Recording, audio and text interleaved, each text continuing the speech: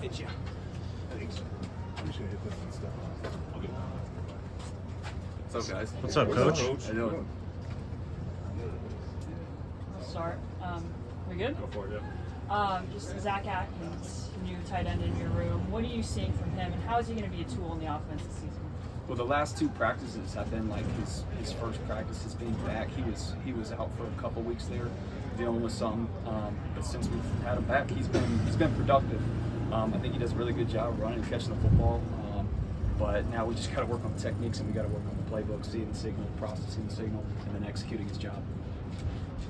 Adam, go ahead. Seville Smalls obviously was a converted player to your room last year. How have you seen his development from that experience last year?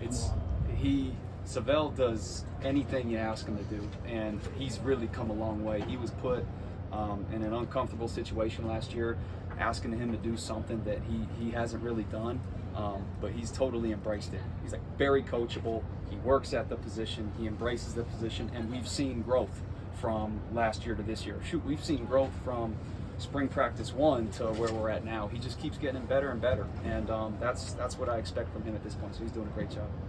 Right, you got it.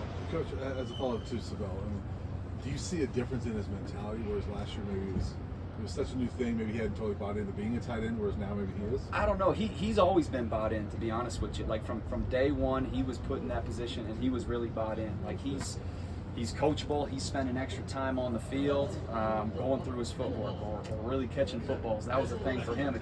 It's unnatural being a D lineman and doing this every play, and now having to play tight end, and it's different hand placements, and now you're catching the football at different angles. So he's had that same mindset the whole time, to be honest with you. He's been great. Jack, go ahead. Just want to go back to Zack Atkins. Just what made him an intriguing target for you guys in the portal? He could run and catch. He had a chip on his shoulder. Like he's a D2 guy. But he had all the tangibles and all the qualities and traits that we look for. He could run, he could catch. He had the length. He was really tough. Like on his tape, we saw him striking people. Like he wasn't afraid to put his face mask in people and use his hands. So that's something you really look for at a tight end position, especially here. Like we want guys that can run and catch, obviously, but guys who are willing and guys who are going to embrace your mindset and strike someone. Like that's what I saw on his tape. And the fact that he's coming from the Division II level and he's elevating, that guy's got a chip on his shoulder. He shows it every single day. Jake, go ahead. Coach, just what have you seen from the freshmen that you have in your room, and how is it bringing those guys along to be game ready as true freshmen?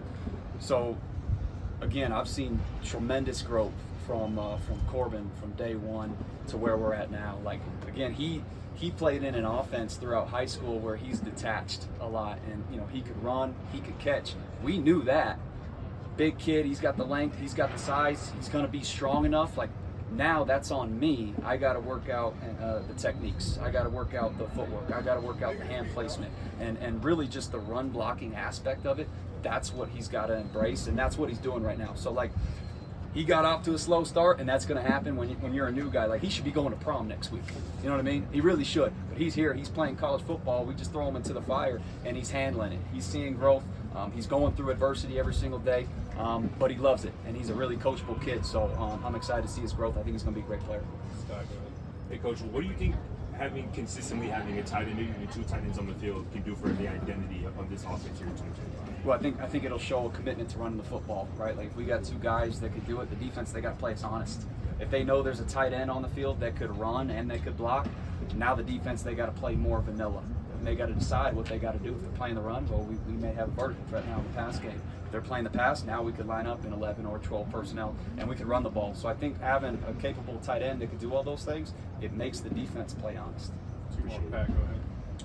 Coach, obviously, tight ends have been a huge part of the passing game the last few years. When you talk to recruits, whether it's prep guy, portal guy, what's your message to them about Colorado being a place they can Our message is you make the personnel, right? You make the personnel. We sat in 10 personnel last year. We had really high-quality receivers, right?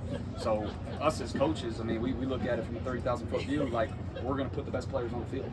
So like whether it's Travis Hunter, Will Shepard, Jimmy Horn, LeJontay Wester, Mario Miller, Draylon Miller. We got all these capable wideouts. So like we're going to figure out ways to play in 10 personnel and maximize the players that we have. Now that doesn't mean that we're not going to get to 11 personnel. So like we used Seville last year in different type of ways. He's more of an attached to the core guy. He's run blocking, he's in protections, he's outlet and stuff like that. But now you bring in other guys to the mix that could do those things. So like, if you can demonstrate that you can run and you can catch and you can do everything that we're asking a tight end to do on offense in all phases, then like you're going to make the 11th person, if that makes sense. The best players are going to play. Last one, Brian. Coach, you're working with inside receivers too, right? No, You're no, not? I'm not. No. Okay, I thought I'd Nope. seen that.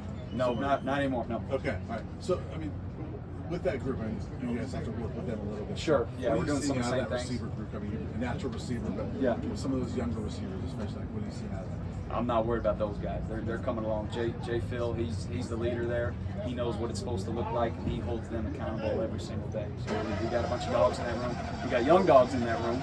So again, they're going through some of the same things that maybe Corbin is doing, but it just takes reps, it takes repetition, and we're getting all those things. All right, thanks, Coach. Thanks, Coach. Thanks, guys. Appreciate you.